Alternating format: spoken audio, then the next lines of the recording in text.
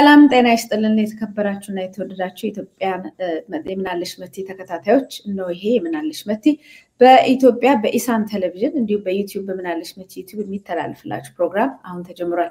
በዛሬው እንግዲህ ይዤላችሁ መጥቻለሁ። እንግዲህ ፕሮፌሰር ተሾመ አበበ እንግዲህ በአሁኑ ሰዓት በኢኮኖሚክስ ፕሮፌሰር ሎሬት የምስራቅ ኢሊኖይ ወይም ኢስተርን ኢሊኖይ ዩኒቨርሲቲ የሁለት ተቋማት የቀድሞ ፕሮቮስት እና ምክትል ፕሬዚዳንትም ነበሩ። የቀድሞ የንግድ ትምህርት ወይም ቢዝነስ ስኩል ኦፍ ቢዝነስ ዲን ነበሩ። እንዲሁም በኢትዮጵያ ጉዳይ ላይ በተለያዩ ቦታዎች ሲንቀሳቀሱ ታውቋቸዋላችሁ። ባለሙያ ናቸው፣ ምሁር ናቸው። እንኳን ለሀገራችን ይቅርና ከሀገራችንም በላይ ትላልቅ ሀገር ለሚባሉት ለና አሜሪካን ሀገር የኢኮኖሚክስ ምክር እና አናሊሲስ የሚሰጡ ትውልድን የሚያስተምሩ እኚህ የመሰሉ ምሁር ግን በአሁኑ ሰዓት በኢትዮጵያ ላይ ያላቸውን አቅም በአርቲክሎች በሚዲያዎች በመሳሰሉት ነገር ከማውጣት ባሻገር ኢትዮጵያ ውስጥ ገብቶ ይሄንን አገልግሎት መስጠት የማይቻልበት ሁኔታ ላይ ነው ያለነው። እንደዛም ሆኖ ፕሮፌሰር ተሾመ የሚችሉትን ያህል አርቲክሎችን በመጻፍ ሚዲያዎች ላይ በመውጣት እና ሙያቸውን ያላቸውን ነገር ሁሉ ለኢትዮጵያ አዘን ብለው ተክተው ሲያገለግሉ ቆይተዋል። ዛሬ እንግዳ አድርጌ ይዣቸው መጥቻለሁ። መታሰቢያ ቀጸላሪ አብራችሁ ቆዩ።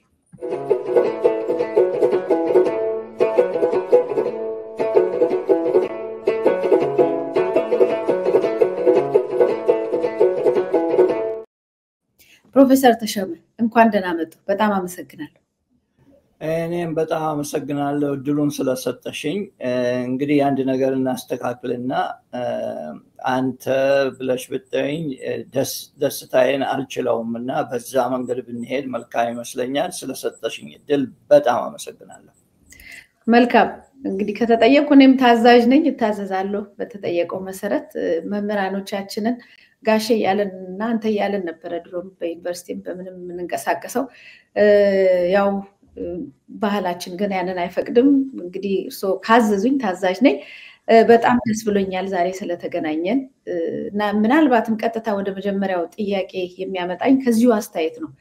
እንደርሱ አይነት ምሁር በዚህ በውጭ ሀገር ብዙ አስተዋጽኦ ያደረጉ ከኢትዮጵያ ከአፍሪካ ዘለው ትልቅ ሀገር ነን ለሌላውም ሁሉ እኛንን የምናውቀው የሚሉ ሀገራትን የሚመክሩ የሚያስተምሩ ብዙ ስራዎችን የሚሰሩ የሚያስተዳድሩ ግለሰብ በውጭ ሀገር ሆነው ለሀገሮት ለኢትዮጵያ በዛ በሚችሉት አቅም መሬት ላይ ምንም ተጽዕኖ አለመፍጠር አለመቻል የሚሰጠውን ስሜት ይሰማኛል፣ ይገባኛል። ምክንያቱም እኔ እንኳን በትናንሽ ነገሮች የኢትዮጵያ ቢገባያል ሁልጊዜ በቁጭት የማረገው ነገር አለ።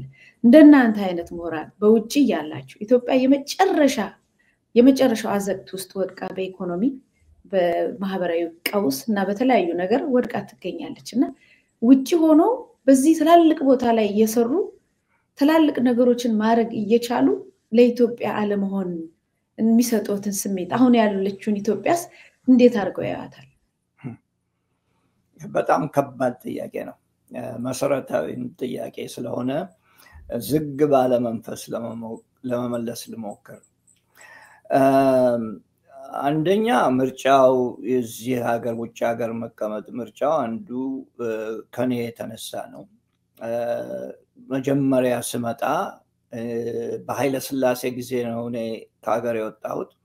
ተምሬ ወደ ኢትዮጵያ ለመመለስ ነበር።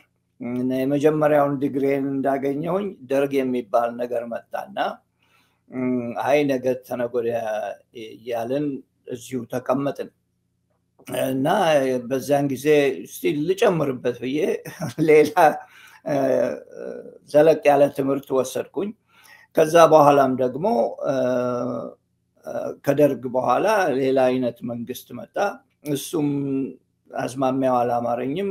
እንደዚሁ እያለ ቀጠለና እድሜያችን እየሄደ ሞያችንም እዚሁ እየጠነከረ እንደኔ የመሳሰሉት ሰዎች ከዚያም በላይ ደግሞ ተፈላጊነታችን እዚህ ከተወለድንበት አገር የበለጠ የሆነ ሲሄድ ማንኛውም ሰው አስተዋጽኦ ለማድረግ የሚችለው በተፈቀደለት አቅም አንደኛ፣ ሁለተኛ ደግሞ ባለው ስርዓት ስር እና ስርዓቱ ይስማማኛል ብሎ በሚያምነው ስር የተሳካ መሆኑን ስለተገነዘብን እኔ በበኩሌ እዚሁ ቀረሁኝ፣ እዚሁ ተቀመጥኩኝ። ለብዙ አመት ነው እዚህ ሀገር የኖርኩት።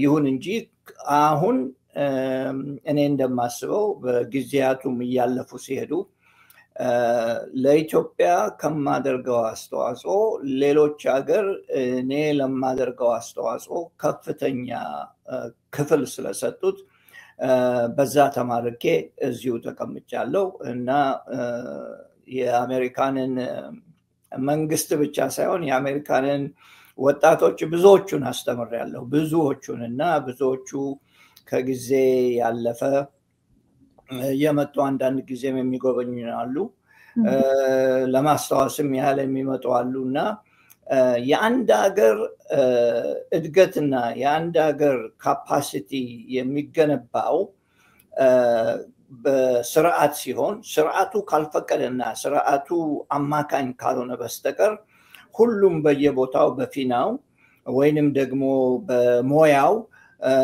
ሌላ የበለጠ ፕሮዳክቲቭ የሚሆንበት የበለጠ አስተዋጽኦ የሚያደርግበት ቦታ ነው የሚቀረውና በዛ ምክንያት ነው ይችን ጥያቄ መልሼ ከመጨረሴ በፊት ብዙ ጊዜ እዚህ ለኢንተርቪው ስመጣ ምለው አንድ ነገር አለ የኢትዮጵያ ስነ ስርዓት መቀየር አለበት ስነ ስርዓቱ መቀየር ያለበት ሰራተኞችና ሞያ ያላቸው ሰዎች ከአንድ ቦታ ወደ ሌላ ቦታ ተዘዋውረው ለመስራት ካልቻሉ በስተቀር ኢትዮጵያ ልትለማ አትችልም ኢትዮጵያ በከተማ ብቻ አትለማም ኢትዮጵያ የምትለማው አገሩ በሙሉ ሲለማ ነው እና ሰዎች መዘዋወር ካልቻሉ በስተቀር በአቅማቸው እዚህ ቦታ በሰራ የበለጠ አስተዋጽኦ አደርጋለሁ ብለው ያንን ቦታ እዛ ሄደው ካልሰሩ በስተቀር የሰውና የካፒታል ሙቭመንት ወይንም ደግሞ የሰውና የሰራተኞችና የካፒታል የሀብት ንቅናቄ ከሌለ በስተቀር ድካሙ እየቀጠለ ነው የሚሄደውና ይሄም የኔ ምሳሌ እዚህ ሀገር የቆየሁበትም ምሳሌ አንዱ እሱ ሊሆን ይችላል ቢመለሱም ያሁኑን በህይወት ይኖሩ አይኖሩ አይታወቅም ትላልቅ ስራ ይሰሩ ብዙ ምሁራን እኮ በወቅቱ አተናቸዋል በአደባባይ የተገደሉበት ሀገር ነውና ሰው ህይወቱን ቢያቆይ ውጪ ላይ ነገሮች እስኪቀየሩ ለሀገሩም ድምጽ እየሆነ ህይወቱን ቢያተርፋት ለሀገሩም ይጠቅማል እሱ ላይ ምንም ስተት የለውም ለማለት ነው መቼ ትክክል ዝርፊያ የበዛበት ቦታ ወጥተሽ በደህና ተመልሰሽ ቤትሽ ለመግባት የማትችይበት ቦታ ለምንድነው ተንቀጥቅሽ የምትሄጂበት ከዚያም በላይ ደግሞ ለመስራትም ብትችይ አስተዋጽኦሽን የሚገነዘበው የለም ከግንዛቤም በላይ አስተዋጽኦሽን ለማዳበር ለማጎልበት የሚረዱትን ነገሮች ለማግኘት አትችይም እና ብዙዎቹ ውጪ የቀሩት ኢትዮጵያውያኖች ፈልገው አይደለም ምናልባትም ይቅርታ አድርግልኝና ምናልባትም እኔ መጀመሪያው ኢትዮጵያ ልሆን ይችላልው ከሀገራቸው ወጥተው አልመለስም ብለው ወደ ኢትዮጵያ አልመለስም ብለው ከቆዩት አንዱ ምናልባት ሊሆን ይችላልው ያ የተለመደ አልነበረም እኔ በማድግበት ጊዜ አሜሪካን ሀገር ድረስ መጥተው ተምረው ወደ ቤታቸው ወደ ኢትዮጵያ ነበር የሚመለሱት እና በዛ ትንሽ ጸጸትም ቢኖርም የአሜሪካን ሀገር ኑሮዬን ልጆቼን እዚህ ነው ያሳደግኩት ምንም መጸጸትበት ነገር የለም ለጊዜው መልካም አሁን ወደ ቀድሞ ጥያቄ እንግዲህ ይሄንን ሙያ ለኢትዮጵያ ለመስጠት ያልኩት አሁን ጊዜው ቢፈቅድሎት ለምሳሌ ለውጥ መጣ የተባለ ጊዜም የሚቻለው ነገር ብዙ እንቅስቃሴዎች እንደተደረገ አቃለሁኝ ጊዜ ቢፈቅድሎት ነገሮች ቢመቻቹሎት ሀገሮትን ማገልገል እንደሚፈልጉ በተለያየ አጋጣሚ ተመልክቻለሁ ይሄን ሁሉ ሙያና ይሄ ሁሉ አቅም ያለው ሰው በውጪ ላይ ሆኖ ኢትዮጵያ ሀገሩን ግን ሲመለከታት ወይ ሄዶ መስራት አይችል ማገልገል አይችል ሀገሪቷ ደግሞ ጭራሽ አደገኛ ሁኔታ ላይ መድረሷን እንዴት ያዩታል ለማለት ያህል ነውና እንዴት ያዩታል አሁን ያለችበትን የሀገራችን ሁኔታ ኢትዮጵያ ያለችበት ሁኔታ ለእንደኔ አይነቱ በጣም የሚያሳፍር አንደኛ በጣም የሚያሳዝን ነው የሚያሳዝንበት ምክንያቱ ምንድነው ለ50 አመት ለ60 አመት እኔ ከጭቅጭቅና ከንትርክ በስተቀር ከመውደቅና ከረሃብ በስተቀር ኢትዮጵያ ውስጥ ያየሁት ነገር የለም አንዳንድ ነገሮች በትንሽ በአደማርጂን ወይንም ደግሞ በትንሽ ለውጥ የሚሰሩ ነገሮች አሉ ነገር ግን ለ50 ለ60 አመት ያህል የተረጋጋ ሁኔታ ተፈጥሮ አላየሁም እና ይሄ በጣም ያሳዝነኛል። የሚያሳዝነኝም ምክንያት ምንድነው? አንዱ ሄዶ ሌላው ሲመለስ የተማረው ከሱ በፊት ካለው ስርዓት ስለሆነ ያንን ስርዓት ይዞ ነው የሚዘምተው፣ ያንን ስርዓት ይዞ ነው የሚሄደው። ከመንግስቱ በፊት የኃይለ ሥላሴ መንግስት ቢኖርም መንግስቱ ነገሮችን ለመለወጥ ሞክሮ ነበር። መንግስቱ ኃይለማርያም ማለት ነው የደርግ። ከዛ ቀጥለው የመጡት ደግሞ የራሳቸውን ፊሎሶፊ የራሳቸውን አስተሳሰብ ይዘው መጥተው እኛም ምንላችሁ እኛም ምንነግራችሁ ብቻ ነው በቂ፣ ልክ እንደ ወታደር መንግስት የመሰለ አስተዳደር ይዘው መጡ። ከነሱ ስር ደግሞ ቁጭ ብለው ሲማሩ የነበሩት እንደገና ሹመት ሲያገኙ ወይንም ደግሞ መንግስትን ሲረከቡ ያንኑ ደግመው ይዘው መምጣታቸው በጣም ያሳዝነኛል። የሚለወጥ ነገር አለመኖሩ ወይንም ደግሞ የሚሻሻል ነገር አለመኖሩ በጣም ያሳዝናል። እኔም ብቻ ሳይሆን ብዙ ማቃቸውን ጓደኞቻችንን ከዚያም በላይ ደግሞ ከኋላችን የነበሩ አገሮች በማንኛውም መንገድ እኛ ከኩራት በስተቀር በማንኛውም መንገድ እየቀደሙን መሄዳቸው ከፍተኛ ሀዘን ላይ አስቀምጦኛል እኔ ለብዙ ጊዜ እና በማደርገው ነገሮች በሙሉ እነኚህን እላለሁ የክፋት ነገር ሳይሆን ኢትዮጵያን ለማቆሸሽ ሳይሆን የኢትዮጵያ ሕዝብ በቃ የሚልበት ጊዜ የደረሰ ይመስለኛል እና እነኚህ ነገሮች ከባድ ናቸው። አንድ ነገር ለመጨመር የምፈልገው ብዙዎቻችን እንደምታውቂው ውጪ ያለ ነው ይሄ አሁን የአሁኑ መንግስት ሲመጣ እንዳው ደስ ብሎን ነበር የተቀበልነው። ብዙ ደስ ብሎ ተቀብሎ ነበር። እኔም እንዳውም ከአንድ ጓደኛዬ ጋራ ተጠርተን ወደ ኢትዮጵያ አስተዋጽኦ የምናደርግበት መንገድ ተፈልጎ ለዛ አስተዋጽኦ ለማድረግ ሰባቲካል ወስጄ እዚህ ስራዬን አቁሜ እዛ ሄጄ ለመስራት ሞክሬ ነበረ። በዛም ስራ ላይ እንዳለን ልዩ ነገሮች ሆኑ። ከዛ ተመልሼ መጣሁኝ። ከዛ በኋላ ተመልሼ ሄጄ አላቅም። ይሁን እንጂ ይሄንንም የምልበት ምክንያት ምንድነው? ውጪ ያለነው ኢትዮጵያውያኖች ውጪ ያሉት ኢትዮጵያውያኖች አገራቸውን ከመውደድ የሚከለክላቸው ነገር የለም። አገራችንን እንወዳለን። ዘመዶቻችን ያሉበት ነው። ውሃውን ጠጥተን ያደግንበት ቦታ ነው። እንደ ኢትዮጵያ ያለ ሀገር መልካም ሀገር የለም። አየሩም ሆነ በማንኛውም ህዝቡም ቢሆን ነገር ግን ስርዓቱ በሙሉ የተበላሸ በመሆኑ ትልቅ ችግር ውስጥ እንደወደቅን ይሰማኛል። ልክ ነው። ከ50 ዓመት ወዲህ ያለው የኛ ታሪክ የእርስ በርስ ግድያ፣ መፈናቀል፣ መሞት፣ አንዱ ባንዱ ላይ መነሳት ነው። እሱን መቼም ክሪቲሳይዝ አለማድረግ እሱን አለመተቸት በዚሁ ቀጥሉበት እንደማለት ነው። የሆነ ቦታ ላይ ቆም ብለን ራሳችንን ማየት አለብን። ሌሎች ሀገሮች ምን ነው ጥሎን ሄዱ? እኛ ቀድመን ሲቪላይዜሽን ስልጣኔ ጀምረን ምን ነው ወደ ኋላ ቀረን? የትኛው ላይ ነው ችግራችን? ከኛስ ምንድነው የሚጠበቀው ተብሎ መታየት ግድ ነው። ቅድም ከነገሩኝም እንደዚሁ ምንም ከማውቃቸው ነገሮች አንፃር ይሄ መንግስት አሁን ያለው መንግስት እንዳለው ማለት ነው እንዳፉ አይደለም ያው ቀባጥሮ ሁሉ ነገር ውሸት ሆነ እንጂ ያለው ነገር እውነት ቢሆንና ያ ሁሉ ህዝብ በዚህ ደረጃ ለሀገሩ ያለበትን ሀገር ሁሉ እያጣለ ገንዘቡን ዕውቀቱን ይዞ እንደገባበት ሁኔታ ጥሩ መሪ ቢኖር ኖሮ የኢትዮጵያ ትንሳኤ ሊሆን የሚችልበት አጋጣሚ ይታየውታል። ምናልባት እኔ እንደዛ ባይከሽፍ ኖሮ የኢትዮጵያው ህዝብ በአንድ ላይ መምጣት እንዳለ ደግሞ ያለምንም ስስት ውጪ ያለው ነገር ጥሎ መግባት ኢትዮጵያን ለማሳደግ ለመቀየር ያለው ዲተርሚኔሽን እና ውሳኔ አሁን ባለው መንግስት ባይከሽፍ ኖሮ ኢትዮጵያ ትንሳኤ ይጀምር ነበር የሚል ጥያቄ ይነሳብኛል። እንዴት ያዩታል? ያለምንም ጥርጣሬ እንዳውም አላመነታም በዚህ ጉዳይ ላይ። ለምን ቢባል የተባለ የነበረው አዲስ መንግስት መጣ ሲባል የተነገረ የነበረው ሁሉ መልካም የሆነ አስተሳሰቡ ወደፊት የሚያዘልቅ ከዚያም በላይ ደግሞ ኢትዮጵያኖች ለመጀመሪያ ጊዜ በእኔ አስተሳሰብ ለመጀመሪያ ጊዜ ተሰብስበው እሺ ብለው በወገን የተመሰረተ ሳይሆን ሀገርን በመውደድ ላይ የተመሰረተ መንግስት ወደፊት ይኖረናል በሚል አስተሳሰብ ሁሉም ለመርዳት ዝግጁ ነበር። ያ ሁሉ የከሸፈበት ምክንያት ዋናው ምክንያት የውሸት ትርክቶች ስለበዙ አንደኛ፣ ሁለተኛ የዘር ፖለቲካ ወይንም ደግሞ የወገን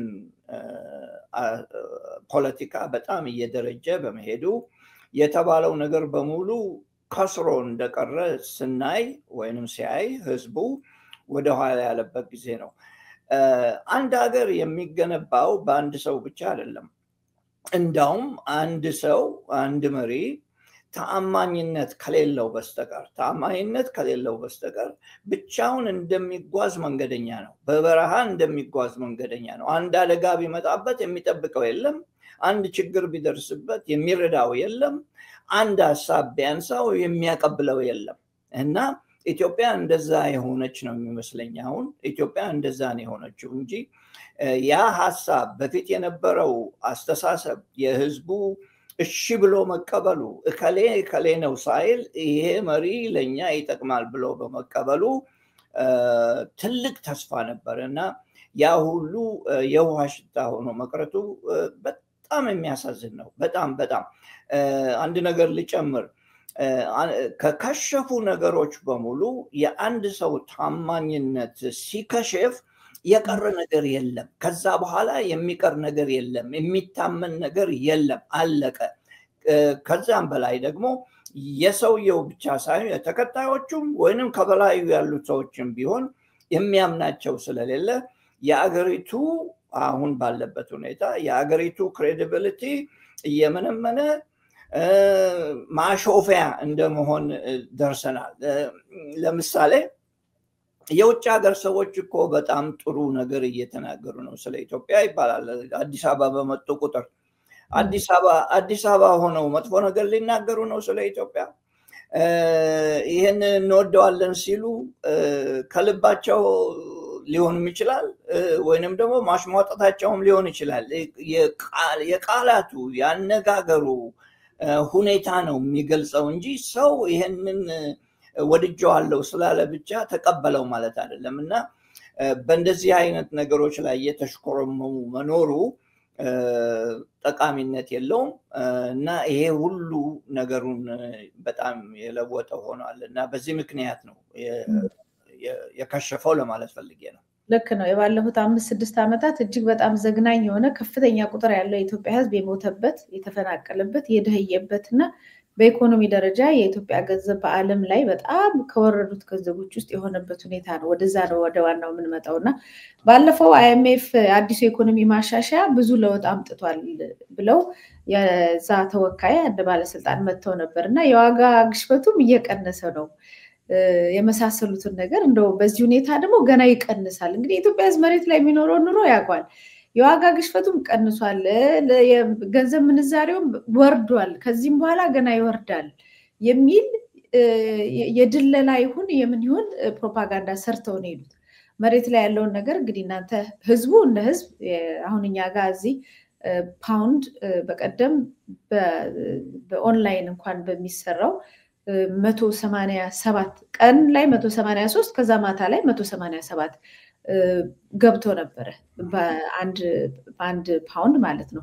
በየቀኑ እየጨመረ ነው። የኢትዮጵያ ብር በጣም ረክሶ መወዳደር ፈጽሞ ማይችልበት ደረጃ ላይ እንደ ሌሎቹ ሀገር አንዳንድ እንዳሉት በጆንያና በመናም ይዘው ሰው ካልሄደ ገንዘቡ ዋጋ የለውም። በዛው ልክ ደግሞ የሚያገኘው ሰው በደሞዝ የሚያገኘው ኑሮ መኖር አቅቶት መብላት አቅቶት ወደ ጎዳና እየወጣ ነው። ብዙ ልመና ብዙ እርዱን ሐኪም ሆነው ገንዘብ የሚለምንላቸው ሐኪሞች ብዙ ናቸው ለሕክምና።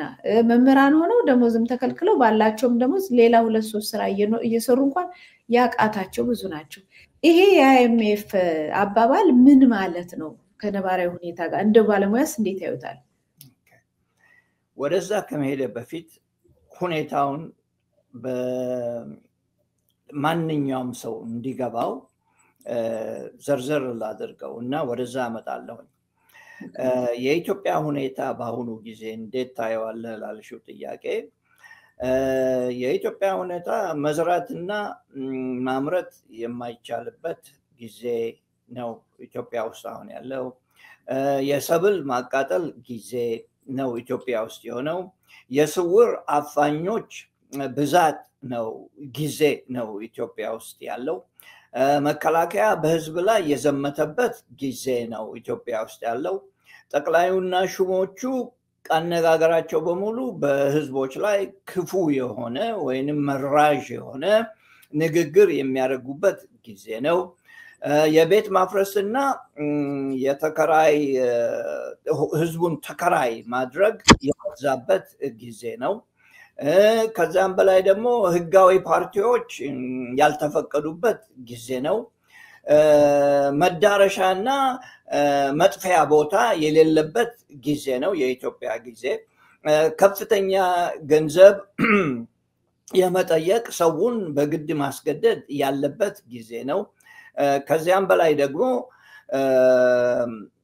የዘር ማጥፋት ሙከራ በሙሉ ዶክመንት ለማድረግ ቢያስቸግርም አንዳንዱ በድብቅ ስለሚሆን ማለት ነው የሚካሄድበት ጊዜ ነው። በበረንዳ በየመንገድ ላይ ህዝብ የሚያድርበት ጊዜ ነው። IMF ስላልሽው ጉዳይ ይሄንን ለመዘርዘር ብዬ ነው። የሀገር ውስጥ ተፈናቃዮች የበዙበት ጊዜ ነው ኢትዮጵያ ውስጥ። የሰብአዊ መብት የተጣሰበት ወይንም በየቀኑ የሚጣስበት ጊዜ ነው። ከዚያም በላይ ደግሞ በየመጋዘኑ በየቦታው በየስፍራው ሰዎች እየታፈኑ የሚቀመጡበት ጊዜ ነው። ይሄን ረሃብና ወረርሽኞችም ገብተዋል። ስንቱን ልበለው እነኚህ ሁሉ ያሉ የIMF እና የመንግስት ፕላን አድርገናል ብለው ያመጡት ጉዳይ እኔ በልዩ መንገድ ነው ማየው። አንደኛ IMF እና መንግስት ሲደራደሩ የተደራደሩት የማክሮ ኢኮኖሚክስ ሪፎርም በሚል መንግስት አስቀምጦታል። እኔ ይሄ የማክሮ ኢኮኖሚክ ሪፎርም ፕላን አይደለም ባይ ነኝ። ከብዙ ጥናትና ከብዙ አስተዋይነት በኋላ የሚሰራውን ነገር ሳይና የተስማሙበትን ነገር በደንብ ሳጠናው ይሄ የማክሮ ኢኮኖሚክ ሪፎርም አይደለም። ይሄ የወደፊት ብድርን የማሳመር ብድርን የመጨመር ፕላን ነው። ይሄ ትልቅ ልዩነት ነው። መንግስት ከሚለው ትልቅ ልዩነት ነው። የማክሮ ኢኮኖሚክ ሪፎርም ሌሎች ነገሮችን የሚጨምር ነው። የብድር ሪፎርም IMF የሚለውን ወርልድ ባንክ ወይንም ደግሞ የዓለም ባንክ የሚለውን አድርግ የሚሉትን የሚፈጽም ስምምነት ነው እና ሁላችንም ይሄንን ነገር በዛ መንገድ ማየት መቻል አለብን። የማክሮ ኢኮኖሚክ ቢሆን ለሴቶች ምን መደረግ አለበት፣ በንግድ በኩል ምን መደረግ አለበት፣ በጦርነት በኩል ምን መደረግ አለበት፣ በኢንፍራስትራክቸር በኩል ምንድነው መደረግ ያለበት፣ የሀገሪቷን ካፓሲቲ ወይንም ደግሞ ችሎታ ለመገንባት ምንድነው መደረግ ያለበት የሚሉት ነገሮች ናቸው የሚቀመጡት በማክሮ ኢኮኖሚክ ሪፎርም። የዚህ ሪፎርም እነሱ የሚፈልጉትን ማለትም የዓለም ባንክና IMF የሚፈልጉትን ነገር ለማሳካት ይሄንንም የሚያሳኩበት ምክንያት ብድሩ እንዲሰጣቸው የገንዘብ እጥረት ስለነበረበት ኢኮኖሚው ስለከሰረ ያንን ለማስማማት የደረገ ስምምነት እንጂ ማክሮ ኢኮኖሚክ ሪፎርም ለማድረግ የተሰራ ስምምነት አይደለም። ሁለተኛ ማክሮ ኢኮኖሚክን ሪፎርም ለማድረግ በሞያችን በኢኮኖሚስቶች ሞያ ሁለት ፖሊሲ አሉ። ሁለት ሜጀር ፖሊሲ አሉ፣ ትልልቅ ፖሊሲዎች አሉ። አንደኛው ፊስካል ፖሊሲ ይባላል። የገንዘብ የመንግስት የበጀት መጨመር መቀነስ፣ ታክስን መጨመር መቀነስ የሚሆን። ሁለተኛው ሞኔታሪ ፖሊሲ ይባላል። ሞኔታሪ ፖሊሲ ገንዘብ ፈሳሾችን የመጨመር የመቀነስ፣ ወለዶችን የማሳመር። እነኚህ ሁለቱ ናቸው የሚጠቀሙ ማክሮ ኢኮኖሚን ለሪፎርም ለማድረግ። መንግስት የተጠቀመው ፊስካል ፖሊሲ ብቻ ሳይሆን ወይንም ደግሞ የበጀትን ጉዳይ ብቻ ሳይሆን የተጠቀመው ሞኔታሪ ፖሊሲ ነው። ሞኔታሪ ፖሊሲ ደግሞ ወይንም በገንዘብ ፍሳሽ ላይ የተቀመጠ ፖሊሲ ማለት ነው። ብቻውን ማክሮ ኢኮኖሚክ ሪፎርም ሊያደርግ አይችልም። በጭራሽ አይሳካም፣ አይሆንም። ምክንያቱም ሞኔታሪ ፖሊሲ በጣም ጠቃሚ የሚሆነው በጣም የዳበረ ኢኮኖሚ፣ የሰለጠነ ኢኮኖሚ ወይንም ደግሞ በጣም የተስፋፋ ኢኮኖሚ ያለው አገር ውስጥ ነው ጠቃሚነት የሚኖረው። የኢትዮጵያ ኢኮኖሚ በጣም የዳበረ አይደለም። ሁለተኛ ከተሞች ብቻ ናቸው የተመረጡት። ገጠሩን ረስተውታል። ገጠሩ አንድም ያገኘው ነገር የለም። ሁለተኛ ነገር አሁን ያደረጉት የሪፎርም ነው ብለው ያስቀመጡት ሁኔታ ገበሬዎችን ጨርሶ ረስቷቸዋል። የተጠቀሙት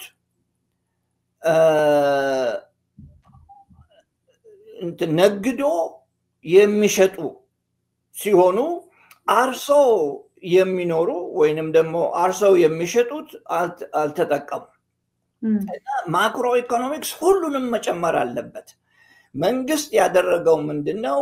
ግሩፕ የሆኑትን ወይም ደግሞ ልዩ ልዩ ቡድኖችን መርጦ የሸለማቸው ወይንም ደግሞ እንዲስፋፉ ያደረጋቸው ፕላን ነው ይሄ ማክሮ ኢኮኖሚክ ሪፎርም ብሎ የቀረበው። እና እነኚህን ነገሮች ሳስተውል ሰክሰስፉል ይሆናል ወይም ደግሞ ተስፋ ይኖረዋል ኢኮኖሚውን ለማሳመር የሚለው ጥያቄ እንደተንጠለጠለ ቁጭ ብሏል። አሁንም እያንዳንዷን በእያንዳንዱ ላይ መሄድ እንችላለን። ጥያቄውን መልክ ከሰጠሁት በኋላ ማለት ነው። ልክ ነው። አሁን በግሩፕ ወስዶ ነግደው ወይም ለሚሸጡት ነው እንጂ ለአርብቶ አደሩና ለአርሶ አደሩ ምንም የደረሰው ነገር የለም ነው ያሉት። እኔ ደግሞ ለዛ ሰጥቷል ወይ ነው የንግዱ ማህበረሰብ ኢትዮጵያ ውስጥ ያለው የንግድ ማህበረሰብ አብዛኛው እየዘጋ እየተሰደደ ነው ያለው። አሁን መንግስት ነጋዴ ነው ብልጽግና ብሎ ስሙን ጠርቷል።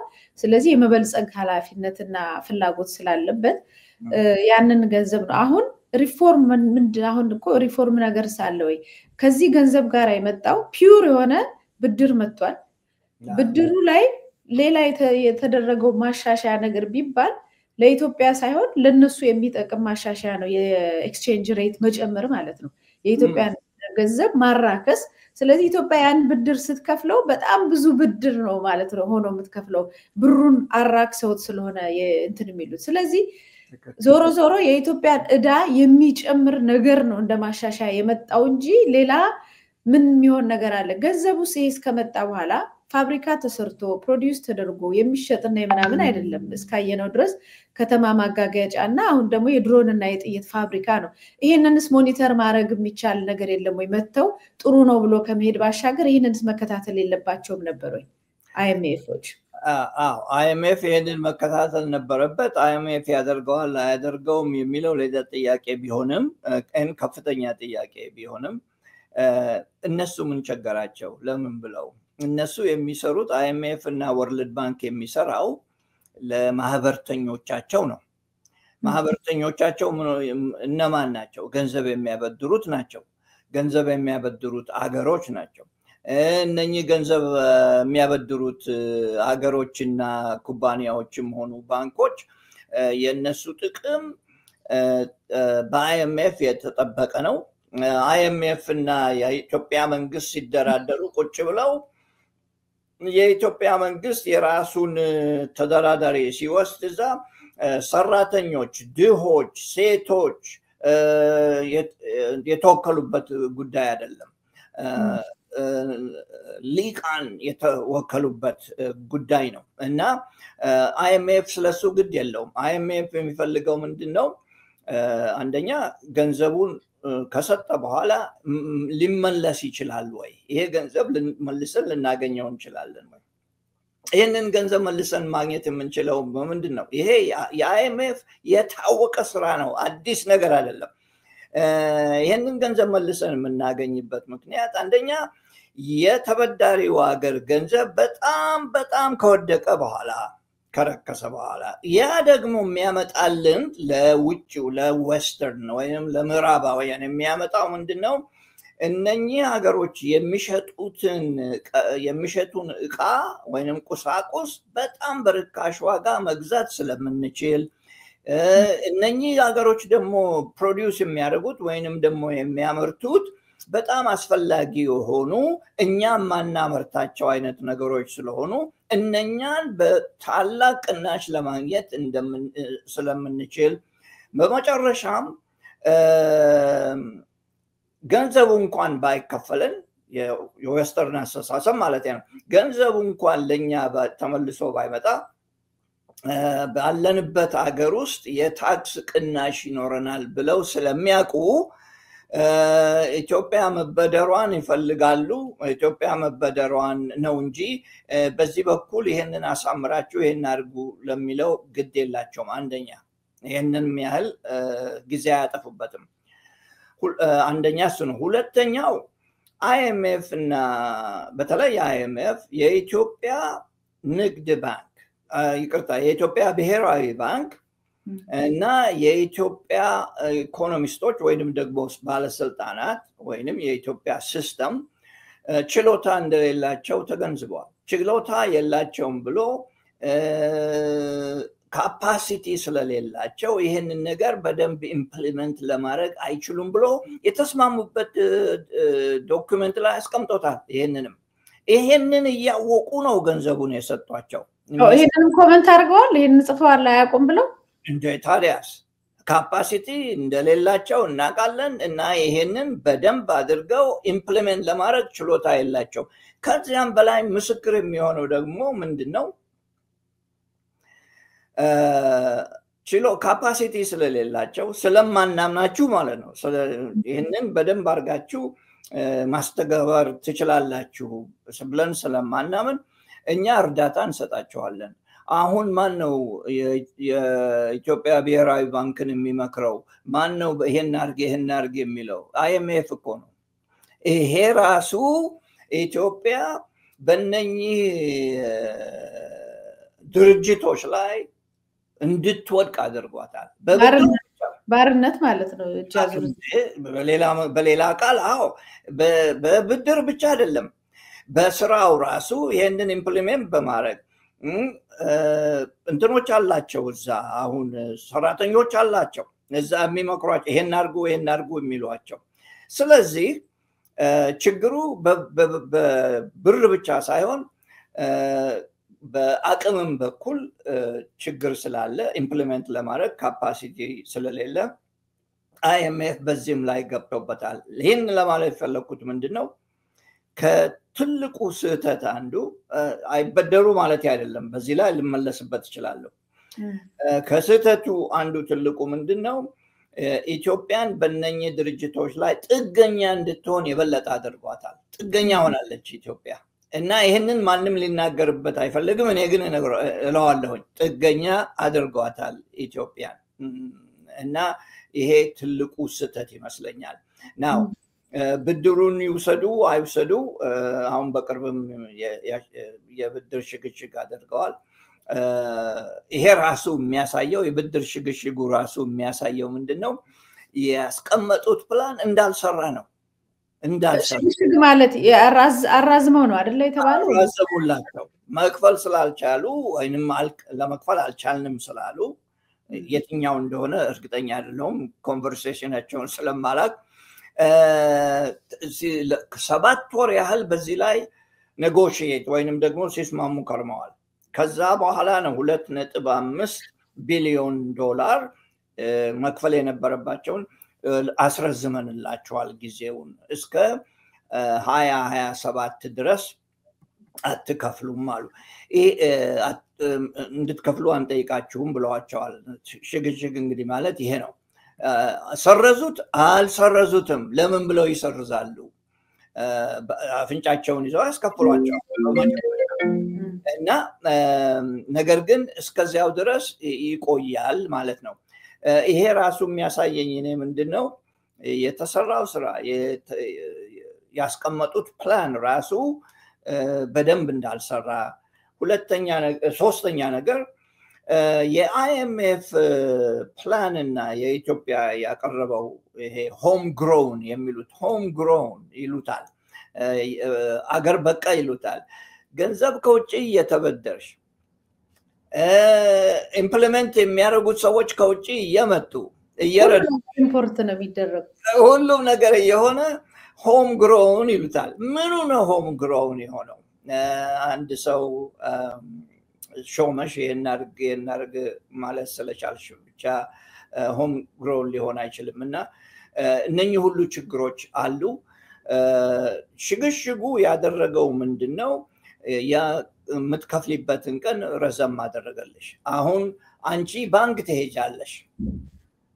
ባንክ ትሄጂና መኪና ለመግዛት ፈልጋለሁ ትያለሽ መኪና ይሰጡሻል ገንዘብ መኪና ትገዣለሽ እና የመኪናውን ዱቤውን የወሰድሽውን በየወሩ ምትከፍሊውን በየአመቱ በሆነው ጊዜ ምትከፍሊውን መክፈል ያቅተሻል እና ባንኩ ይደውልና ለምንድነው ገንዘብ ማትከፍይው ይሉሻል መክፈል ነበረብሽ አለበለዚያ መኪናሽን እንወስዳለን ይላሉ የዛን ጊዜ ምን ትያለሽ እኔ እኮ የቴሌፎን መክፈያ ገንዘብ ስላልነበረኝ ለመብራት ገንዘብ ስላልነበረኝ ለዛ ተጠቀምኩበት ለዚህ ነው መኪናውን አልከፈልኩም እንደማለት ያህል ነው ባንኩ የዛን ጊዜ የዛሬ ወርስ እንዴት ነው ለቴሌፎን እና ለመብራት የምትከፍሊው የሚለውን ጥያቄ ሊያነሳ ይችላል እና የኢትዮጵያ ጉዳይ እንደዛ ነው ከዚያም በላይ ደግሞ አንድ ነገር ልጨምርና ጊዜ ሰጥቻለሁ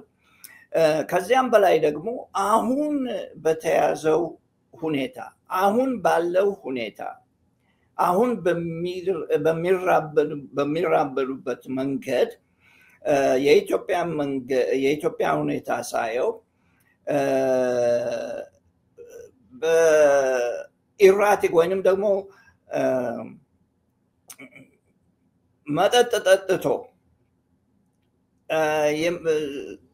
መኪና የሚነዳ ሰው አንቺ ኋላ ተቀምጠሽ እንደማየት ነው ሰውየው ሲነዳ መጠጥ ጠጥቶ ወደ ግራ ወደ ቀኝ ነው የሚያደርገው አንቺ ኋላ ተቀምጠሽ መጸለይ ነው እንጂ ሌላ ነገር የለሽ ዛሬ አሁን ገደል ገባ ስትይ ችግር ይገጥምሻል እና እንደዛ አይነት ሁኔታ ነው የዚህ ሶሉሽን ምንድነው የመኪናው አንደኛ መጀመሪያ ነገር መደረግ ያለበት መኪናው መቆም አለበት ያ መኪና መቆም አለበት ያ መኪና ከቆመ በኋላ ነፍስሽን ለማዳን ማለት ነው ያ መኪና ከቆመ በኋላ ነጂውን መቀየር ይኖርብሻል ወይ አንቺ ትነጃለሽ ወይ ሌላ ሰው ታመጪና እንዲነዳ ታደርጊያለሽ እንጂ በዛ ሁኔታ ብዙ ለመራመድ ለመሄድ አትችይም አትፈቅድም የኢትዮጵያ ሁኔታ እንደዛ ነው የሚመስለኝ እኔ ልክ ነው በጣም የሁላችንም ስሜት የሚነካ ነው እንደዛ ነው ይሆንና ያለ ነው ምክንያቱም በእብደት ብዙ ስራ ብዙ ጥፋት የሚያደርጉ ሰዎች ስልጣኑ ላይ ቁጭ ብለው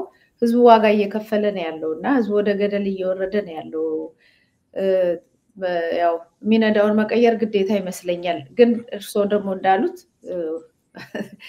በመኪናው መቆም አለበት የሚለውም ላይ እስማማለሁ መቆም ማለት ምንድነው የምናረገው የቱ ጋር ነው የምናቆመው እንዴት ነው የምናረገው የሚለው መጀመሪያ ዝም ብሎ የሆነ በስሜት ደግሞ ሁሉ ነገር እንዳይሆን በጥንቃቄ የትኛው ሹፌር ይቀር የትኛው ነው የተሻለ የሚነዳው የሚለው ላይ ቆመን መነጋገር ያለብን ይመስለኛል በጣም መልካም ሐሳብ ነው አሁን እንግዲህ ያለው እኔ የሚታየኝ የኢትዮጵያ ውስጥ ሀብታም መንግስት የበለጸገ ብልጽግና ብሎ ስሙን የሚጠራ ሀብታም መንግስት እና ህዝብ ነው ያለው እንግዲህ ከሙያው አንፃር እንዴት እንደምታዩት በኋላ መግለጫ ይሰጠኛል ምንድነው የማየው እኔ ጀስት ያለ ሙያ ማለት ነው የማየው የኢትዮጵያ ገንዘብ በብድርም ይምጣ በኢትዮጵያ ስም በእርዳታም ይምጣ በኢትዮጵያ ስም ከኢትዮጵያ ህዝብ በታክስ በግብር በሚኮሌክት የሚደረገው ጠቅላላ የእያንዳንዱ የኢትዮጵያ ህዝብ ንብረት ነው ብዬ ነው የማስበው ያንን ፌርሊ በጥሩ ሁኔታ አስተዳደር ሲባል አይ እኔ የምፈልገው መናፈሻ ነው አንተ ብትፈልግ ድንጋይ በላትም አንተ ብትፈልግ ትምህርት ቤት ይዘጋ መንገድም ሳይኖር በየጊዜው መኪና የተገለበጠ ለምትሞተው አያገባኝ እኔ በጣም ስሜቴን ደስ የሚላቸው ነገሮች አሉ በጣም የምወዳቸው ዓለም ላይ የምቀናባቸው እሱን አረጋለሁ ብሎ ነው ያደርግ ያለውና የኢትዮጵያን ህዝብ ንብረት ሰርቆ የራሱን ስሜት ለማስተናገድ መሄድ በራሱ እንደ ኢኮኖሚ ባለሙያ ይሄንን ራሱ የሚከታተል አካል ምናምን እንደዚህ ባለሙያዎች ወይም የገንዘብ ሚኒስቴር ወይም እንደዚህ ኢኮኖሚ ያሉ ሰዎች ይሄንን ይመስለኝ ነበር መከታተል ያለባቸው። የኢትዮጵያ ህዝብ ለኢትዮጵያ ጉዳይ ላይ ፌርሊ በስነ ስርዓቱ ተውሏል የሚለውን ነገር ይመስለኛል። እና እንዴት ነው ይሄ ነገር? ልክ ነኝ? ልክ ነሽ። በሁለት ሶስት መንገድ ልናየው እንችላለን። አንቺ ያልሽውን አንድ ሰው ስልጣን ሲኖረው የስልጣን ባለቤት ሲሆን ማለት ነው። የስልጣን ባለቤት ሲሆን እኔ ያደረኩት ነገር ስለሆነ ማለት በሰራሁት ስራ የስልጣን ባለቤት ስትሆኚ አጀንዳውን የምትይዢው አንቺ ነሽ። ያንን አጀንዳ የምትመሪው አንቺ ነሽ። ነገር ግን ማስተዋል ያለብሽ ምንድነው ያንቺ የፖለቲካ ሰክሰስ ወይንም የፖለቲካ ወደፊት መራመድ ወይንም ችሎታ የሚታየው በመረጥሽው ፖሊሲ ስኬት ነው። የመረጥሽው ፖሊሲና የምታቀናብሪው ፖሊሲ መጥፎ ከሆነ ፖለቲካሽም ይበላሻል። እና አንዱ በዛ መንገድ ነው ማየው። የባለስልጣን ኃላፊ ስለሆነ ይሄንን አጀንዳውን ሴት ማድረግ ይችላል እና ተገቢ ሊሆን ይችላል። ሁለተኛው መንገድ ደግሞ ምንድነው አንድ ባለስልጣን ኢትዮጵያን ልበል ኢትዮጵያ ውስጥ የሆኑ ነገሮች አሉ። እነኚህ ነገሮች በሁለት ክፍል ላስቀምጣቸው። አንዱ ነገ ሊቀለበስ የሚችል ጉዳይ፣ ሌላው ደግሞ የማይቀለበስ በምንም አይነት መንገድ የማይቀለበስ ጉዳይ አርገሊው።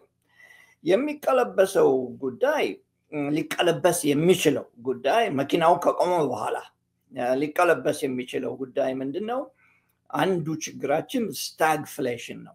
ኢንፍሌሽን አይደለም ከእንግዲህ ወዲያ ከ40% በላይ የሆነ ኢንፍሌሽን ተብሎ ሊወራ አይገባም። ስታግፍሌሽን ነው። ስታግፍሌሽን የሚባለው ከ30 ምናምን ከ25% በላይ actually depending on the country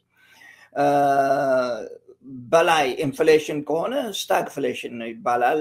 እሱም የስራ አጥነት ጉዳይ ደግሞ ሲጨመርበት ነው ስታግፍሌሽን የሚባለው። ኢንፍሌሽን በገንዘብ ብቻ የዋጋ ግሽበት ሲኖር ነው። ስታግፍሌሽን እንደምታውቂው እስከ 30% በላይ ኢትዮጵያ ውስጥ ስራ አጥነት ሲኖር ከ40% ኢንፍሌሽን ሲኖር ከዛ በላይ ያለው ኢንፍሌሽን ዋጋ የለውም መነጋገሩም። ምክንያቱም ህዝቡ የሚኖርበት ሁኔታ የወደመ ነው ማለት ነው።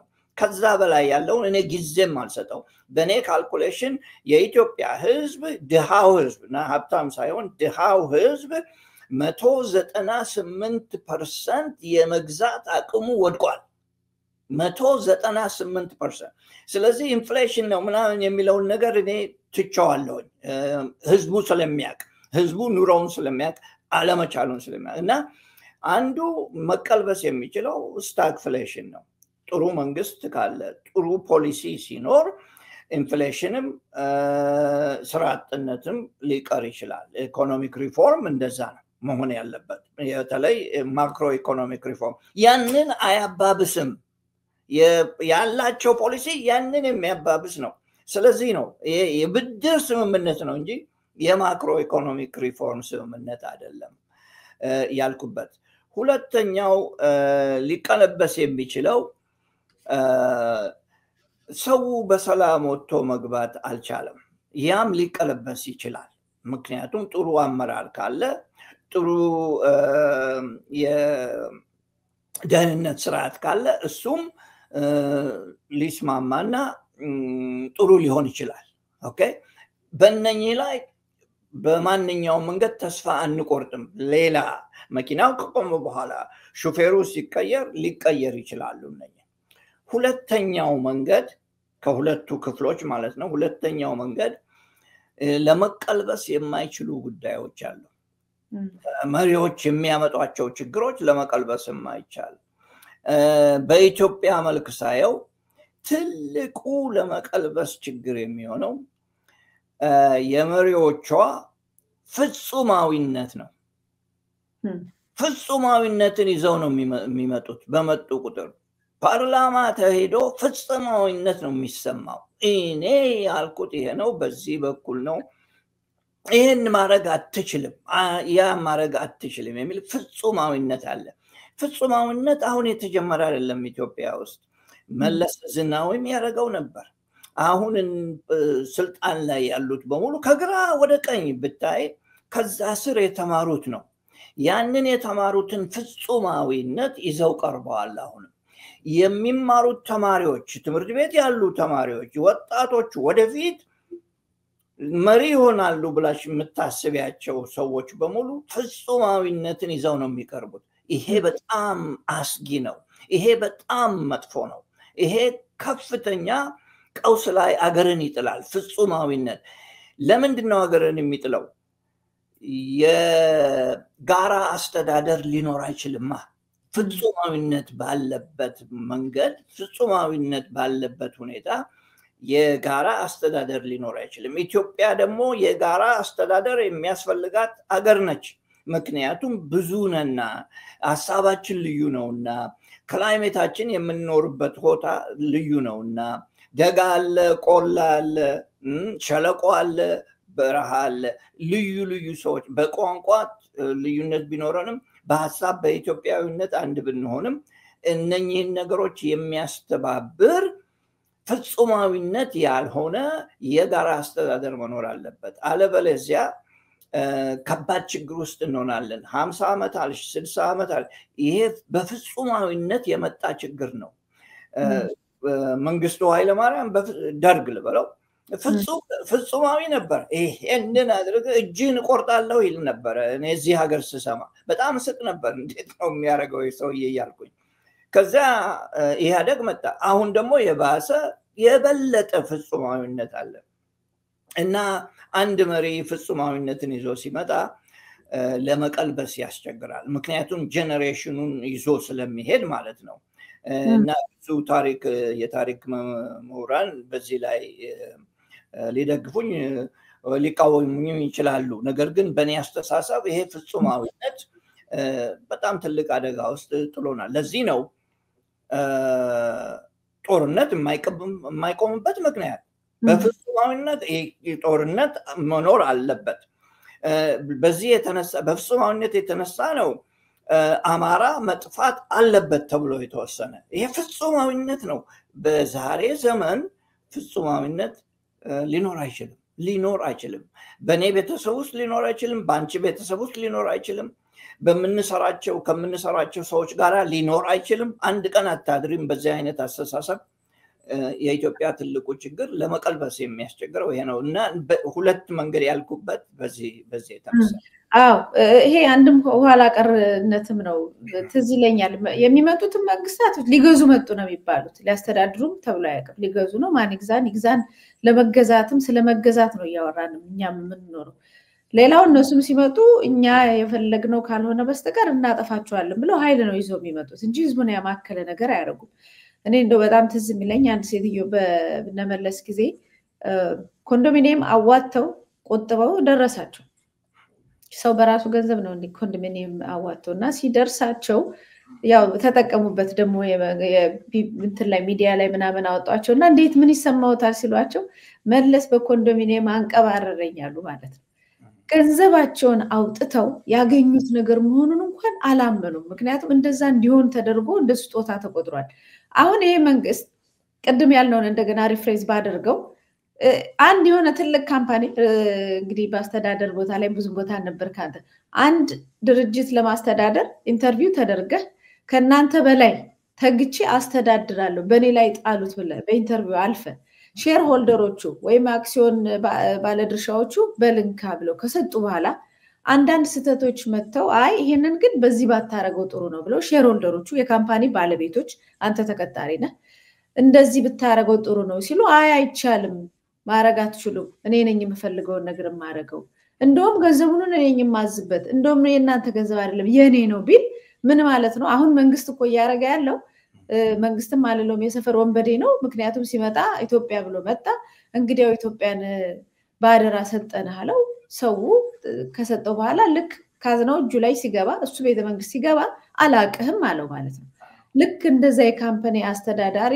ሁሉን ነገር ሼርሆልደሮቹን ገፍቶ ጥሎ እኔ ብቻ ነኝ የማረገው ሲል ማህበረሰቡም ራሱ አይ እንግዲህ ሱስኬድ እንግዲህ እንጠብቃለን እንጂ ምናምን የሚልም ነገር አለ አሁን ጫካ ይገባል እንደዚህማ ቅንደ ተባለው በፍጹማዊነት አንተን አጠፋለሁ አንተን እንትን እላለሁ ሲል አታጠፋኝም ብሎ እኩልነት ስለሌለ እኩልነቱን ዲማንድ አድርጎ ጫካ ይገባም ይዋጋ አለ በተለያዩ ተፎካካሪ ፓርቲዎች ውስጥ ሆኖ በአደባባይም ሆኖ በሚዲያም የሚታገል አለ ሌላው ግን በአብዛኛው ላይ የማየው ነገር ልክ መንግስት እንደ መብቱ የሚቆጠርበትም ሁኔታ አለ ከዚህ መጀመር የለበትም ወይ ራሱ ለውጡ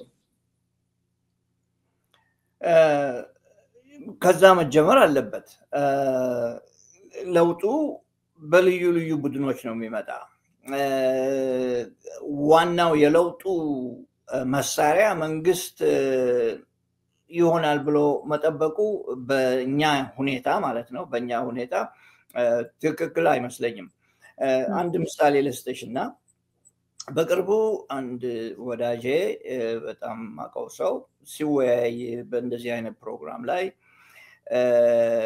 ፋኖ ለምሳሌ ፋኖ ትልቅ ኃላፊነት አለበት ኢትዮጵያን ነፃ ለማውጣት የሚል ቃል ሰማሁ ልውውጥ ሰማሁኝ ይሄ ትክክል ሊሆን ይችላል ትክክልም ነው ነገር ግን በአንድ ቡድን ላይ ብቻ የኢትዮጵያን ነፃነት ማስቀመጡ ትክክል አይመስለኝም እኔ ለምን ቢባል የሌሎቹን አስተዋጽኦ የሚደብቅ የሌሎችን አስተዋጽኦ የሚንቅ የሌሎችን አስተዋጽኦ እንዳይጎልብት የሚያደርግ አስተሳሰብ ይመስለኛል እኔ ኢትዮጵያ ነፃ የምትወጣው እኔም ፍጹመኛ ነኝ ብሎ ተነስቶ ሲሰለቸው ጠመንጃ ያነሳው ብቻ ሳይሆን እኔም አንቺም ሁሉም አስተዋጽኦ ማድረግ አለበት አለበለዚያ ኢትዮጵያ ነፃ ያልወጣች እንደሆነ ለማንን ነው የማስጠት ነው ተብሎ ሊወሰን ነው የማስጠት ነው የፋኖ ስጠት ነው ተብሎ ሊወሰን ነው እኔ እዛ ድረስ ለመሄድ አልፈልግም አሁን እንደው እዚህ ላይ እኔም ልጨምርልና ፋኖ ቆርጦ ጫካ ገብቶ ለውጥ አመጣለሁ ብሎ የተንቀሳቀሰ ያለው በሰፊው እንግዲህ ፋኖ ነው ያለው ስለዚህ የሌለን አካል እንዴት ነው ኢንክሉድ የምታረገው መጥቶ እንዲንቀሳቀስ ኢንካሬጅ ከማድረግ ውጪ ማለት ነው አይ በአካል እኮ አይደለም በቡድን አይደለም እያንዳንዱ ሰው የራሱ አስተዋጽኦ አለው እኔ የምለው እኔ የማደርገው ጠቃሚነት ሊኖረው ይችላል ጓደኞቼ እዚህ ሀገር እየተሰበሰቡ በየጊዜው እንመክራለን ብዙ ሀሳቦች እንሰጣለን እሱ ራሱ አስተዋጽኦ ነው እኛም እኩል ባይሆንም ደማችን ባይፈስም ራይት ስራችን ጠቃሚ ሊሆን ይችላል አንዳንድ የሚሰራ ነገር አለ ሜዳ ላይ ያለው ሊሰራው የማይችለው ሜዳ ላይ ያለው ጊዜ ስለሌለው ጦርነት ላይ ስላለ መሰራት ያለበት አለና ያም አስተዋጽኦ ዋና ነገር ነው ከዚያም በላይ ደግሞ ፖይንቱን ስፔሲፊክሊ ፖይንት አውት ለማድረግ እኛ ውጪ ያለነው ሰዎች ለምሳሌ ትልቁ እርዳታ የምናደርገው ትልቅ ጨዋታ ትልቅ ኮንትሪቢዩሽን የምናደርገው አንድ ብንሆን ነው አንድ ብንሆን ራሳቸውን እዛ እየሰው ስራውን ለመስራት የሚፈልጉትን ለመርዳት የበለጠ እንችላለን እዚህ ግን ለምሳሌ ከተከፋፈልን በየቦታው ያለነው በማንኛው በማይረባ ነገር ከተከፋፈልን የኛ አስተዋጽኦ ዋጋ ቢስ ይሆናል ማለት ነው ሊረዳቸው አይችልም በዲፕሎማሲም ሆነ በገንዘብም ሆነ በሞራልም ሆነ ሊረዱ ይገባል ከዚያም በላይ ደግሞ የኢትዮጵያ ፖፑሌሽን ራሱ ኃላፊነት አለበት አዲስ አበባ የሚኖረው ኃላፊነት አለበት ሶማሌ ውስጥ የሚኖረው ኃላፊነት አለበት ምክንያቱም ነገ በኔ መሆን አለበት ይሄ ነገም ሌላው ላይ ሊደርስ ስለሚችል ሁሉም ኃላፊነት አለበትና የአንዱ ግሩፕ ብቻ ኃላፊነት ነው ብሎ ማስቀመጡ ትንሽ ቅሬታ ያስገባልና እንትኑንም ምንድነው ዓላማውንም ትንሽ ያዳክማል የሚል አስተሳሰብ ስላለኝ ነው እንጂ መጥፎ ነገር ነው ብዬ አይደለም። በእርግጥም እነሱ ናቸው እኛ ሽንጣችንን ገትረን ህዝብን እንወክላለን ብለው ህዝቡም ደግሞ እሺ ካልናንተ በስተቀር ሌላ የለንም ብሎ የተቀበለው ኃይል ነው። ይሄ ፋኖ ነው የሚባለው የህዝብ ኃይል ነው። ፍቃድ አያስፈልጋቸውም እነሱ ከማንም።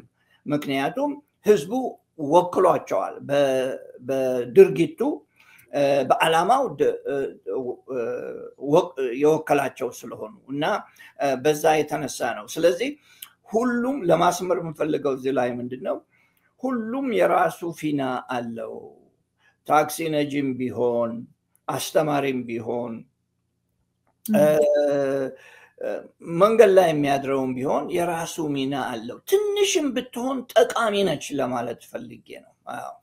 ልክ ነው። እሱማ በአንድ አቅጣጫ ብቻ አይደለም፣ በሁሉም ዘርፍ እንቅስቃሴው ሲነሳ ነው ለውጡም በጣም በፍጥነት የሚመጣው። ያ ማለት እስር ቤት ያሉትን ሁሉ ኢትዮጵያኖች ይጨምራል። ዋጋ እየከፈሉ ያሉትን፣ የተሰደዱትን፣ በየአቅጣጫው ያሉትን፣ ከእስር ቤት ወጥተው በየጎረቤት ሀገሩ ሆኖ የሚችሉትን የሚያደርጉ ብዙ አሉ። ተፎካካሪ ፓርቲዎች ተስፋ ሳይቆርጡ እየታሰሩ እየተፈቱ ሰልፍ ምንም እየሞከሩ ያሉ አሉ። በየትምህርት ቤቱ እየታገቱ እና የሚደፈሩ እህቶቻችንም የዚህ ለውጥ አካል ናቸው። ዋጋ ከፍለዋል። ኢቭን በመንግስት ውስጥ ያሉ ሰዎች ለዚህ ለውጥ አስተዋጽኦ ሊሰጡ የሚችሉ ብዙ ሰዎች አሉ። መከላከያ ውስጥም እንደዚሁ በየአቅጣጫው ከሁሉም የተናበበ ነገር በደቡብ አካባቢ አሁን ከፍተኛ የሆነ እንቅስቃሴ አለ። ያ በአፋርም በጋምቤላም ያንን አስተባብሮ ወደ አንድነት የማምጣት አቅም ቢኖር ደግሞ ጊዜውን እጅግ በጣም ማሳጠር የሚቻል ይመስለኛል። ሌሎቹ ከዚሁ አብሮ ሁሉ ነገር የጋራ መሆኑ ለውጡን በኋላ ክሌምም ለማድረግ ለውጥም እንዲመጣ አብሮ ቁጭ ብሎ የመወሰን ምድል የሚሰጠው እንግዲህ እንደዛ ነው።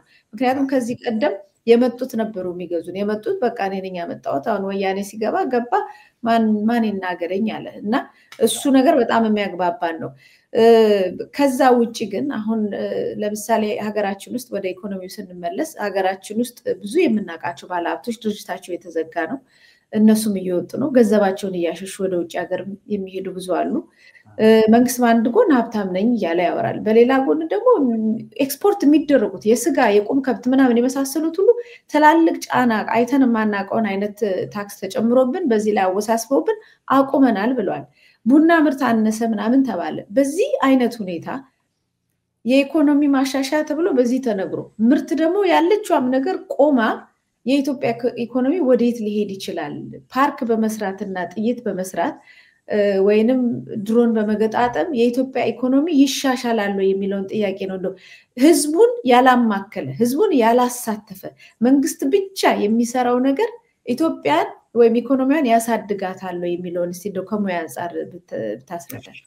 እሺ፣ ይሄንን ጥያቄ በጣም ግሩም ጥያቄ ለመመለስ የችግሩ መንስኤ ምንድነው ብዬ ልጀምር። የችግሩን ያመጣው የኢኮኖሚውን ችግር የኢትዮጵያ ኢኮኖሚ ችግር ስር የሰደደ የቆየ ቢሆንም አሁን ያባባሰው ነገር ምንድነው የሚለውን በፊት ነካ እናድርገው። አንደኛው የንግድ መዛባት ነው።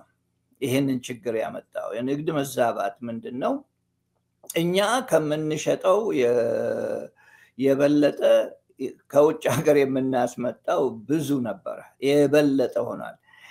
ለመንቀፍ አይደለም፣ ለማንቋሸሽ አይደለም፣ ትንሽ ነው ለማለት እና ለማሾፊያ አይደለም። ይሄንን ምለው ሌላ ቀርቶ ኢትዮጵያ ውስጥ ፀጉሩን ጥቁር ቀለም ሳይቀባ የሚወጣ ባለስልጣን አልነበረም እስከ ቅርብ ጊዜ ድረስ።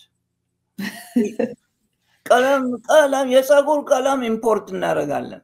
የሚበላ ሰው ምግብ ጠፍቶ የፀጉር ቀለም ሳይቀባ ራሱን የሚወጣ ባለስልጣን አልነበረም። በቪዲዮ ሁሉንም ይው አሁን ነገ ፀጉራቸውን ነጭ ያደርገው ብቅ ይሆናል። አይ ፀጉርማ መቼስ የውበት ነገር ነው። የሚነዱት መኪና እኮ በኢትዮጵያ ውስጥ በጣም የሰማይና የምድር ነው። ኑሯችንን አይመጥንም። ለምሳሌ ነው የማደርገው። ለዚህ ነው ማሾፊያ አይደለም። እና ኢምፖርት የምናደርገው ነገር የምንገዛው ነገር ቅጥ ያጣ ከብዙ ነገር ጨምሮ ስለሆነ ያ የንግድ መዛባት አመጣ። ያ ንግድ መዛባት ደግሞ at the end of the year በሁለት መንገድ መከፈል አለበት። አንዱ መከፈል ያለበት current account የሚባል ነው። በሞያው እንግዲህ ስለጠየቅሽኝ በcurrent account at the end of the year የሚከፈል ነው። ኢንቮይስ ተጽፏል፣ መከፈል አለበት። ኦኬ ኢትዮጵያ ውስጥ ያ የበለጠ ወዲያው መከፈል ያለበት። ሌላው ደግሞ ዛሬ በርከት ያለ ብትገዢ ከውጪ ነገ መሸጥ ስለምቺ ያንን ባላንስ ያደርገዋል። ኦኬ ባላንስ ኦፍ ፔመንት ይባላል። በዚህ መንገድ ነው መለየት ያለብንና ከረንት አካውንቱ መከፈል ስላለበት ከየት አምጥተሽ ነው የምትከፍሊው? ያንን ከየት መጥቶ ነው የሚከፈለው? ፎረን ኤክስቼንጅ ያስፈልግሻል። ፎረን ኤክስቼንጁ ከየት ይመጣ? ካልሸጥሽ በስተቀር እና ችግሩ አንዱን የጀመረው እሱ ነው፣ መነሻው ማለት ነው። ሁለተኛው መነሻ ደግሞ የውጭ ሀገር ዕዳ እየበረከተ በመሄዱ ነው። ኦኬ ኢትዮጵያ በየጊዜው ስትበደር የዕዳው ብዛት እየጨመረ ሲሄድ ኢትዮጵያ ታላቅ ዕዳ አለባት ለማለት ፈልጌ አይደለም። ወደ 39% 38% በጂዲፒ ሲመጠን ማለት ነው።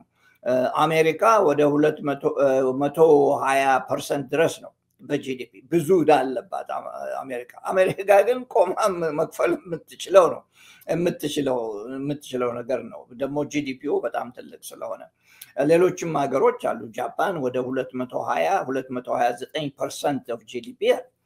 ለኢትዮጵያ ይሄ ችግር የሆነበት ምንድነው? የምንሸጠው ነገር የለማ። ከቡና በስተቀር ከተወሰኑ ነገሮች በስተቀር አንሸጥም። የምንሸጠው ነገር የለም። ከዚያም በላይ የምንሸጠው ነገር ቫልዩ አድድ የለውም። የዱሮ መንሸጣትን እምቢ ብለን ያችኑ ነው የምንሸጠው። ቡና ይመረትና መሸጥ ነው። ቡናውን ለውጦ በሌላ መንገድ ተሰርቶ ቫልዩ አድድ ተደርጎ የምንሸጠው ነገር የለም። ይሄ የስርዓቱ መበላሸትን ያሳይታል። ስለ ሁለተኛው ሃይ ኤክስተርናል ዴት ወይንም ደግሞ ትልቅ የውጭ ከፍተኛ ዕዳ በመኖሩ ነው። ሶስተኛው የውጭ ኢንቨስትመንት ለማምጣት አልቻልንም። ለምንድን ነው የውጭ ኢንቨስትመንት ለማምጣት ያልቻልነው? የውጭ ኢንቨስትመንት ለማምጣት ያልቻልነው አገሪቷ ሴፍ አይደለችም። ኦኬ አንድ ባለ ሀብት ገንዘቡን ወስዶ ለምንድን ነው ኢትዮጵያ የሚያስቀምጠው? በምን አይነት ለምን ብሎ አጎት አይደለን አክስት አይደለን? ለምንድን ነው እዛ ሄዶ ኢንቨስት የሚያደርግ? ነገ አንዱ መጥቶ ሊወስድበት። እኔ አብረውኝ እዚህ ሀገር የነበሩ ሰዎች ለውጥ አለ ብለው ተነስተው ሄደው ገንዘባቸውን ይዘው ሄደው ኢንቨስት ያደረጉ ሲትረስ ፍሩት ዲቨሎፕ ለማድረግ ያደረጉ ሰዎች ነበሩ። አንድ ቀን አንዱ መጥቶ ዞር በል አለ። ኦኬ የወሮ በላ ሀገር እንደ ወሮ በላ ሀገር ይመስል ማን ነው እንደዛ አይነት ችግር ውስጥ ሊገባ የሚፈልግ? ሌሎችም እንደዚሁ ያስቡበታልና የኢንቨስትመንት አለመገኘት ነው። ይሄ ሶስተኛው ችግር ነው። አራተኛው ችግር መቀልበስ የሚችል ግን ፍጹምነት ስላለ በዚህ ጉዳይ ላይ ምንም አይነት ለማድረግ የማይፈልጉት ምንድነው? ጦርነት ጉዳይ ነው። የጦርነት ጉዳይ ኢትዮጵያ ውስጥ እየቀጠለ ነው የሚሄደው። በጦርነት ውስጥ ኢንቨስት ለማድረግ የሚፈልግ የለም። አንድ ሁለተኛ በጦርነት ውስጥ ማምረት አትችም፣ መዝራት አትችም። ከዚያም በላይ ልጆችሽ ሊማሩ አይችሉም። ከዛም በላይ ሰው ሊንቀሳቀስ አይችልም። ይሄ ሁሉ ኢኮኖሚውን እየጎዳ ለብዙ ጊዜ ስለተቀመጠ ትንሽም ኮንፍሊክት ካለች ኢኮኖሚውን ትጎዳለች። የጦርነት የሜጀር ጦርነት ብቻ ሳይሆን ትንሽም ኮንፍሊክት ካለ እዛ ኮንፍሊክቱ ቦታ ምንም የሚቀመጥ ነገር የለም። አንድ ምሳሌ ልስጥሽ። አንዳንድ ምሳሌዎች አሉኝና ለምሳሌ አሁን በጦርነት የተነሳ ከጸጥታው መበላሸት የተነሳ ሰሌክታ ዋን የተባለ የጀርመን ኩባንያ ለቆ ወጥቷል። በጸጥታ ምክንያት የተነሳ ታል ፍላወር ፋርምስ የሚባል የደች ኩባንያ ተነስቶ ከኢትዮጵያ ወጥቷል። ጣና ፍሎራር የሚባል ተነስቶ ከኢትዮጵያ ወጥቷል። አቢሲኒያ ፍላወርስ የሚባል ደች ፍላወር ግሩፕ የሚባል አልፋ ፍሎረር የሚባል ኩባንያዎች እነኚህ አቁመዋል ስራ። ኦኬ በጸጥታ የተነሳ ጸጥታ ስለሌለ እነኚህ አማራ አገር የነበሩ ናቸው። ሜሪዲያን የሚባል የፈረንሳይ ኩባንያ 2.1 ቢሊዮን ዶላር ኢንቨስትመንት ጂኦተርማል ለማቋቋም ጀምሮ አቁሞታል። እሱ 2.1 ቢሊዮን ዶላርስ አቁሞታል። ከዚያም በላይ በቴሌኮም ይመጣሉ የተባሉት አልገቡም፣ አልመጡም። ከዛ በላይ በኮንስትራክሽን ይመጣል የተባሉት አልገቡም፣ አልመጡም። ለጊዜው ያሉት የአረብ ኩባንያዎች ዩኤኢ ኩባንያዎች ናቸው። 1 7 8 9 አሉ። በሪል ስቴት በኩልም እንደዛው የሆነ እነኚህን ምሳሌ የምሰጥበት ምክንያት ምንድነው? ከችግሩ አንዱ የጸጥታ ማጣት፣ የጸጥታ እጦትና የጦርነት ችግሮች ናቸው ይሄንን ያመጡት። ታዲያ ምንድነው የሚሆነው ላልሽው ጥያቄ እነኚህ ከሆኑ መነሻዎቹ እነኚህን ማሳመር ነው፣ እነኚህን መለወጥ ነው። መኪናው የተንገጫገጨ የሚሄድ ከሆነ መፈተሽና መኪናውን አቁሞ ማየት ነው እና የንግዱን ነገር በንግድ ፖሊሲ ጥሩ ፖሊሲ መቀየር፣ የእዳውን ጉዳይ ይሄው እየተነጋገሩበት ነው። የእዳ እንትን አላቸው ብዬሻለሁ። የእዳ ስምምነት አድርገዋል። እሱንም ቢሆን ነገ ያሳልፉልን ተነገ ወዲያ ያሳልፉልን ሲሉ ጥገኝነቱ የበለጠ እየጠነከረ ነው የሚሄደው። ይሄ መስተካከል አለበት። ባይ ዘ ዌይ ኢትዮጵያ አትበደር ማለት ሳይሆን እዚህ ላይ ላስምርበት የምፈልገው የተበደርነውን ገንዘብ ወደፊት የበለጠ ጂዲፒ እንዲያድግ ኢንቨስት ማድረግ አለብን በሚገባ መንገድ። ተበድረን ለማፈንዳት ቦምብ ለማፈንዳት ከሆነ ኪሳራ ነው፣ ያው ኪሳራ ነው የሚሆነው። አሁን እየሆነ ያለው ምናልባትም እንደዛ ሊሆን ይችላል። ለምን? ምክንያቱም ገንዘብ ፈንጅብል ነው። ገንዘብ ከአንድ ቦታ ወስደሽ አንድ ቦታ ልታደርጊው ትችላለሽ። አንዱ የሚሰጥሽን አዋጥተሽ ለሌላ ቦታ ልታስቀምጪው ትችላለሽ እና በዚህ የተነሳ ብዙ በብድር የመጣው ገንዘብ ምናልባትም በጥቅም እንዳልዋለ ለመገንዘብ ይቻላል እና እነኚህን መቀየር ነው። ዳይሬክት ፎሬን ኢንቨስትመንት ከሆነ የውጭ ኢንቨስተሮችን ለማስገባት ከተፈለገ አንደኛ ሁኔታውን ማስማማት፣ ጦርነቱ መቆም ያለ ጦርነት እኮ የፍላጎት ድርጊት ነው። አንቺ ይቁም ካልሽ ማቆም ትችላለሽ ጦርነት እና ፈልገው ነው ጦርነቱ እየተከፋፈለ አገሪቷን እየከፋፈሉ እያወናበዱ ስልጣን ላይ ለመቆየት የተደረገ ስልት ነው ይሄ እና ያ ቢቆም ፎሬን ኢንቨስትመንት ሊመጣ ይችላል። ከዛም በላይ ግን ፎሬን ኢንቨስትመንትን ለማምጣት ህዝቡ መማር አለበት። ህዝቡ ካልተማረ ከኬንያ ጋር ሊወዳደር አይችልም። እነኚህ ቅድም የጠቀስኳቸው ኩባንያዎች ዩጋንዳና ኬንያ ነው የሄዱት፣ ወደዛ ነው የዘመቱት። ህዝቡ ካልተማረ መሻሻል ሊኖር አይችልም፣ ለማሳመር አይቻልም። አሁን በአማራ ውስጥ ለምሳሌ ወደ 9 ሚሊዮን ህዝብ ያህል ትምህርት ቤት አልገባም። ምን ሊኮን ነው? የዛሬ 10 ዓመት የዛሬ 5 ዓመት እነኚህ ሰዎች ካልተማሩ ችግሩ እየጠነከረ ሊሄድ ነው። እነሱ ግን ፕላናቸው ህዝቡን ደደብ ለማድረግና አልተማረም ተብሎ ይሄ የተበደሩትን ገንዘብ በሙሉ ወደሚፈልጉት ቡድን ለማስጠጋት ነው። ገንዘቡን የሚወስዱት ወደ የተመረጡ ቡድኖች ወደዛ ነው እያስገቡት ያሉትና እነኚህ ነገሮች ናቸው መስተካከል ያለባቸው። ቅድም እንዳልኩት ጦርነትም ማቆም የሚችሉ ነው። ኢንፍሌሽንም ከሆነ የዋጋ ግሽበቱ ከጊዜ በኋላ ምርት እየበዛ ሲሄድ ብዙ ማምረት ስንችል ለሌሎች መሸጥ ስንችል ሊቀለበስ ይችል ይሆናል እሱም ብዙ ጊዜ የሚፈጅ ነው ለምን ብትይ ከኢትዮጵያ ቡና ይገዙ የነበሩ ከኢትዮጵያ ጋር የሚወዳደሩ የውጭ ሀገር ቡና ሻጮች ኢትዮጵያ ኤክስፖርት ማድረግ ሳትችል ስትቀር ያንን ገበያ ነጥቀው ይወስዱታል አንዴ ያንን ገበያ ነጥቀው ከወሰዱ ለመንጠቅ እንደገና ኢትዮጵያ አትችልም ከባድ ነው የሚሆነው ምሳሌ ልስጥሽ አሁን ባለው ችግር ቻይና እና አሜሪካ ውስጥ ባለው ችግር የዚህን ሀገር ኤግዛምፕል ስሰጥሽ ቻይና በቅርቡ ወደ 1.5 ቢሊዮን ዶላር የሆነ ስጋ ከአሜሪካ አልቀበልም ማለች ትናንትና ደግሞ ፈሶሊያ አይነት ነገር አልቀበልም ማለች ከአሜሪካ ስጋ ያስፈልጋቸው ማለት አይደለም ቻይና ምንድነው የሚሆነው ስጋውን ከየት ነው የሚያገኙት ከራሺያ ከብራዚል እና ከአርጀንቲና ነው ስጋውን ማግኘት የሚገዙት አሜሪካኖች አሁን የዛሬ 5 አመት ነገሩ ቢስተካከል የዛሬ 2 አመት ነገሩ ቢስተካከል የዛሬ 3 አመት ነገሩ ቢስተካከል ሄደው እንደገና ቻይና ውስጥ ስጋ ለመሸጥ አይችሉም ምክንያቱም ገበያው ተነጠቁ ማለት ነው ተወሰደባቸው ማለት ነው የኢትዮጵያ ሁኔታ እንደዛ ነው የሆነው ቡና ከኛ ይገዙ የነበሩ ሌሎችን ተኩ እነኛ ደግሞ ያቺን ገበያ የያዙት ሀገሮች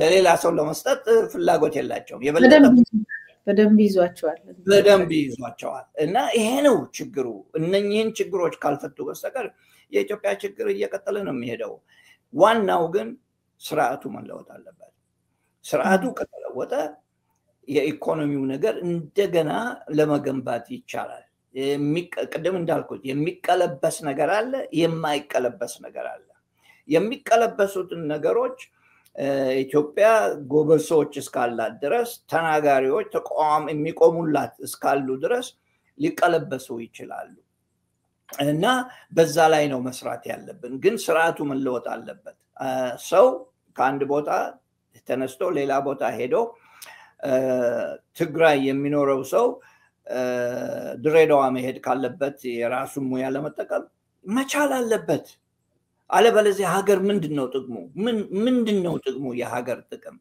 አንድ ሰፈር ብቻ ቁጭ ብለሽ ቴቴ ገዳሜ ለማለት ነው እሱ አይደለም የሀገር ጥቅም የሀገሪቷን ሀብት በተቻለሽ መጠን አንቺ በምትከፍሊው መስዋዕትነት ማዳበር ሁለተኛ ነገር ጥቅም ካለ ደግሞ ያንን ጥቅም መጠቀም ነው የአንድ ሀገር ዜግነት ማለት እና ያ እስካልሆነ ድረስ ችግራችን እየበዛ ነው ሄደው ለማለት ነው ብዙ ጊዜ ወሰድኩኝ ለማተንተን አይ መልካም ነው ብዙ ጥያቄዎችን ትመልስልኝ ነበር በርግጥ ሰዓታችን ሄዷል አሁን ከአንድ ሰዓት በላይ ወደ 1 ሰዓት ከ13 ደቂቃ ሄደናል ብዙም በደንብ የተማርኩበትም ስለነበር እኔም አልታወቀኝምና በሌላ ጊዜ ግን ተጨማሪ በእንደዚህ አይነት ሙያዊ የሆነ ትንተና እንደምትሰጠን ቃል ብትገባልን ደስ ይለኛል ቃል ገባለሁ ምንም ችግር የለም በጣም አመሰግናለሁ ስለሰጣሽኝ እድል ግን በጣም አመሰግናለሁ እኔም ፕሮፌሰር ተሾመ አበበ የኢኮኖሚ ምሁር